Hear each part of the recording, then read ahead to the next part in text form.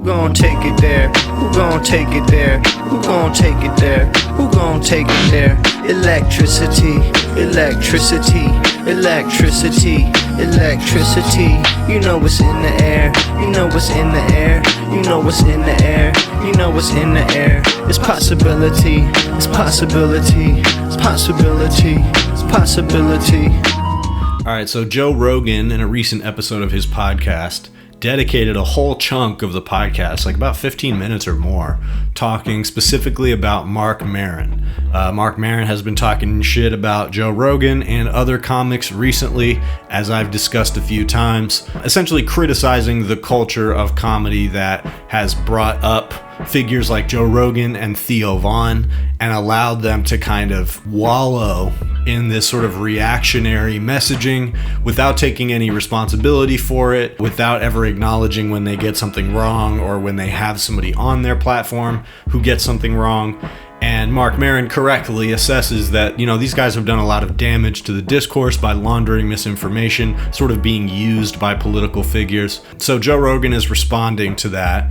And he says that what Marc said about Theo in Marc Maron's recent special sent Theo into like a spiral, which led to this recent special bomb that Theo had happen. It was at a special taping, meaning that not only is it your best material, but it's also an audience that's primed. They know they're being filmed for a special, and they're all but being told when to laugh. And he's still completely bombed. These are people that showed up to see him because they love him. And immediately they were going and posting about how bad he did. And he addressed that, and I talked about it a little bit on this pod. He said that that was because of DHS using a video of him that went viral, and, Charlie Kirk, the murder of Charlie Kirk, making him feel uncomfortable speaking in public, as well as the fact that he went off of his meds. He deliberately went off of his meds for a special taping, as though that makes sense. But Joe Rogan has different ideas about what caused that crash out. So let's listen to what Joe Rogan says here. He has a lot to say about Marc Maron on a personal level, and does defend himself on a couple political points. So I kept those in this clip because I want to go over that. I want you to hear what he said. So let's listen to what he and Brian Callen were saying about Marc Maron. It's, your identity gets too wrapped up in conflict, and it's just like super unhealthy. Well, we know people our age who are still doing that shit. Of course. Comics. Marc Maron, don't say it. I mean, I don't get it. I'm like, I don't know. I get it. He's sad. He's sad. He wants other people to hurt. That's what it is. It's just not charitable. Well, it's also, he's pathologically jealous. Like, he's like literally mentally ill. Like, do you understand? Marc, when he first started, when he was just first coming up, was friends with Mitch Hedberg, and then Mitch Hedberg hit, and he couldn't be friends with him anymore. Really? Yep. Stopped being his friend. Same thing with Louis C.K. Louis C.K. and him were tight. Louis blew up, Marc didn't. He had to fucking hate him, and he turned on him. Talked shit about him openly. And then he became successful. And the years where Marc was successful were the best years of Marc. And the only time we were cool was when Marc was number one. So Marc, the podcast took off, and you got to realize it took off when he was deep into his 40s, right? And it was the number one podcast in the country. And then I started getting more successful. And then my podcast passed his. Then my podcast became number one. And then the Spotify deal. And that's when he started talking shit about me. So he started talking shit about me long before all this Trump stuff. This Trump stuff is just the most recent iteration of this bizarre thing that he does with people. And the first thing was he had decided that I was an asshole, like, just because the podcast took off. But it was not a big deal. It was like I'd heard people say that he was saying things. But then after the Spotify deal was a real problem. And that's when he started coming after me. And it was about vaccines. Like, so he was talking about me on stage about vaccines. It's like, by the way, everything I said was correct. The people that I had on my podcast were like Robert Malone, who got criticized. He has 9 patents in the creation of mRNA technology. He's a vaccinologist. He's an immunologist. Yeah, he took the vaccine himself and had a horrible adverse event, which is when he started becoming critical of it. Right. And then he started doing the science and looking into the papers and the research. And he was trying to sound the alarm. He was right. All these people, Dr. Pierre Corey, he was right. Peter McCullough is the most published doctor in human history in his particular field of expertise, which is immunology. It's kidney disease. I don't exactly. But he's a scientist, very well accredited published and accredited scientist. It had nothing to do with that Maron was upset at. It had to do with jealousy. He also lies. Like, one of the things he lied about, he did a podcast with Howie Mandel, and Howie Mandel asked him if he had problems with comedians. Like, no, I don't have any problems with any comedians. I've never had any problems with comedians. Like, what are you talking about? He's had a problem with every single comedian that's more successful than him.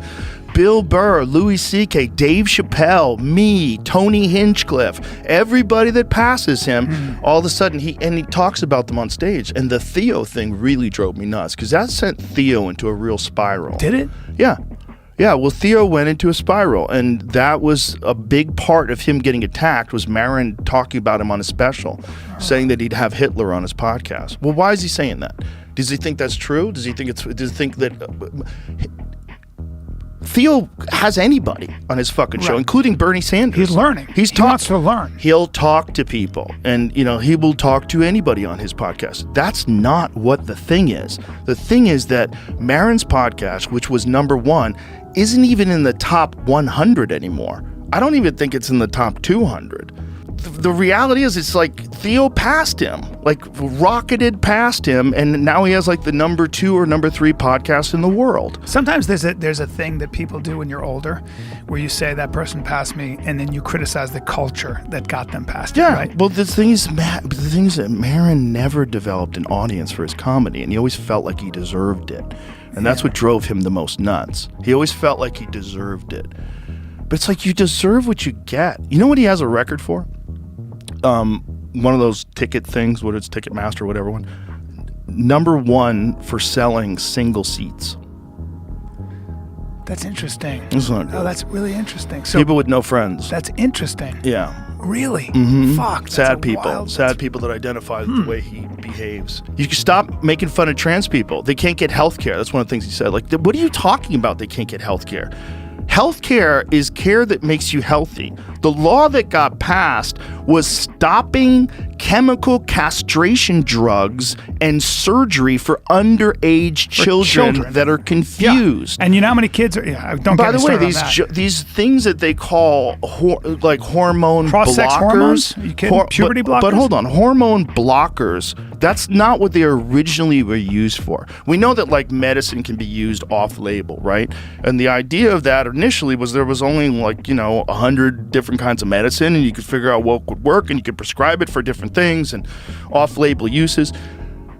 The stuff that they're using, what they're calling puberty blockers, is the same drugs that they used to give to sex offenders for chemical castration. It's the same drugs. It's fucking unbelievable. It's chemical castration drugs, and you're giving it to children. Yeah. And then there's this narrative that it can be reversible. No, it's not. No. You go through, you're going to have a micro penis for the rest of your life. You're going to have fucked up vocal cords. Your whole body your is going to be... bone density sucks. Strokes. There's a lot of like weird horrific side effects. It's so fucking evil to me. All right, so there's a lot going on here.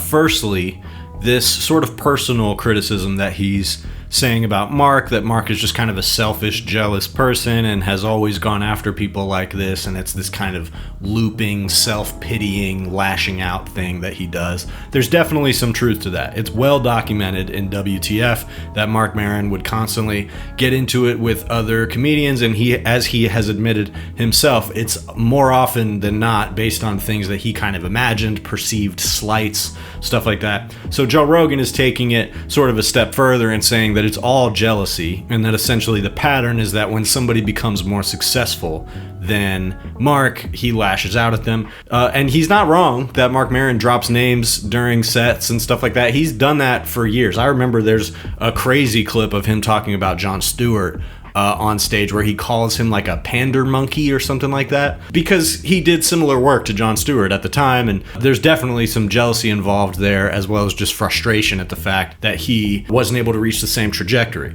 And he's correct that when Marc found success with WTF, that kind of changed his demeanor, and there has been sort of return to form for Marc recently, where he has become a little bit re-embittered after his girlfriend passed away very tragically. He did a whole special talking about it. So I do believe that there's a part of Marc that has gone back to his pettier self. I think tracking it to this idea that he's not as successful is probably a misinterpretation, because at least the way I see it from the outside, Marc kind of got as successful as he ever wanted to be.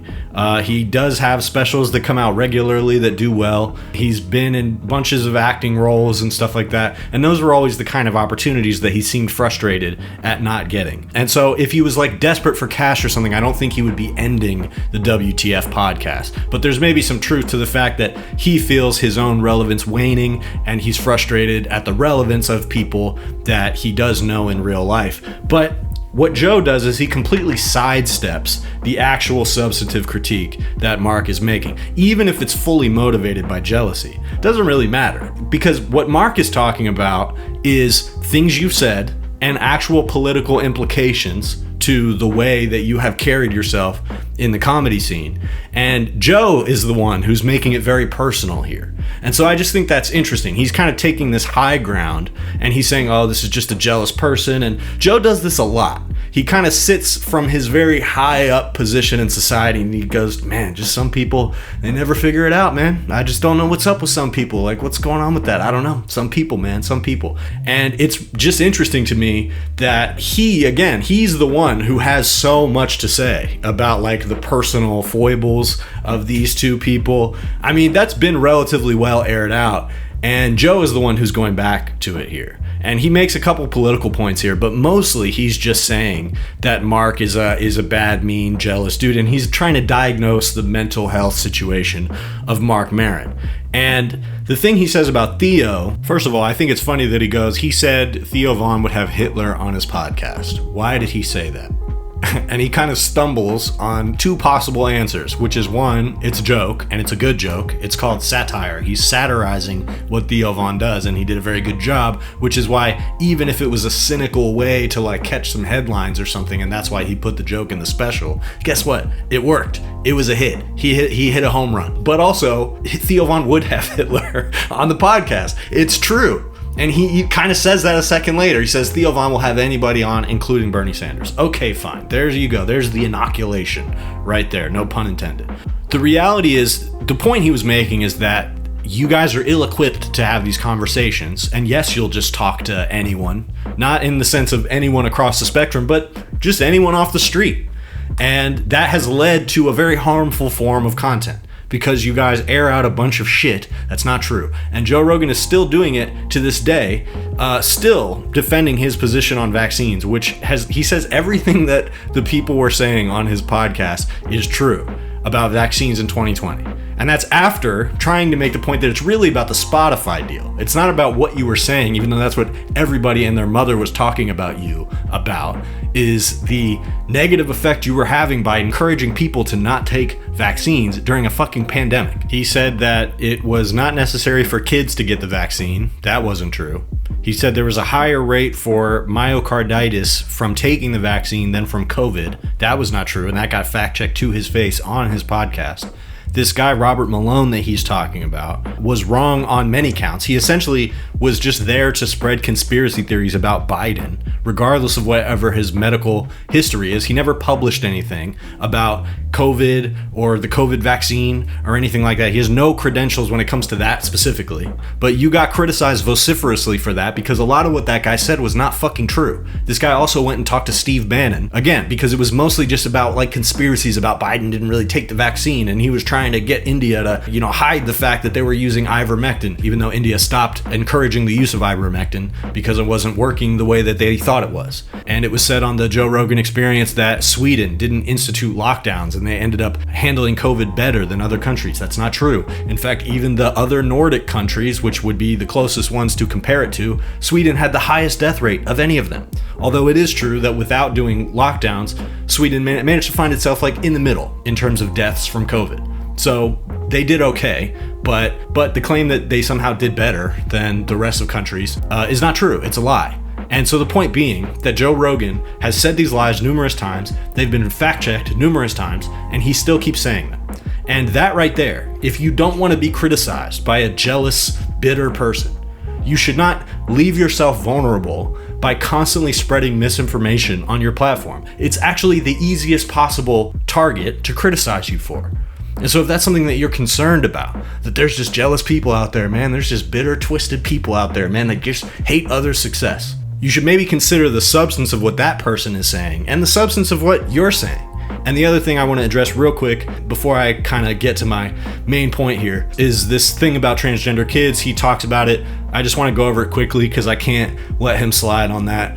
He says this thing about off-label prescriptions, that it's prescribed off-label. That's true. Many medications, especially for kids, are prescribed off-label because they don't have the ability to procure the research on children about certain medications. Doesn't mean that it's not safe or that it's not a legitimate thing to do, because for many medications that is the case.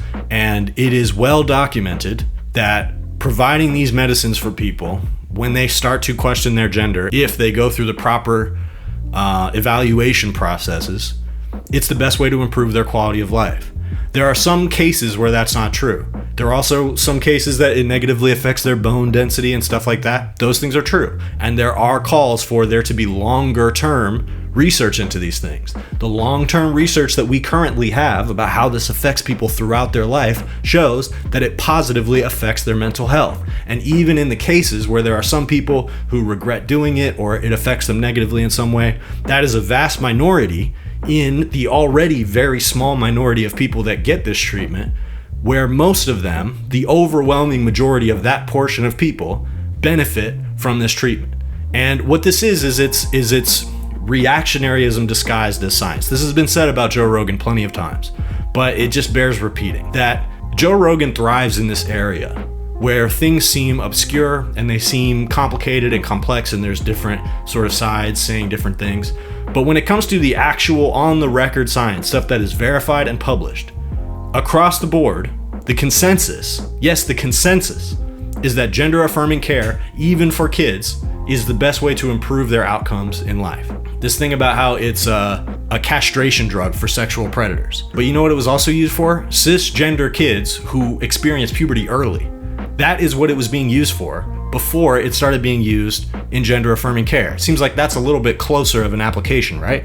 And the question for Joe Rogan would be, do you oppose that? If someone is experiencing puberty early, do you oppose them being able to have access to that drug because it's a chemical castration drug given to sex offenders?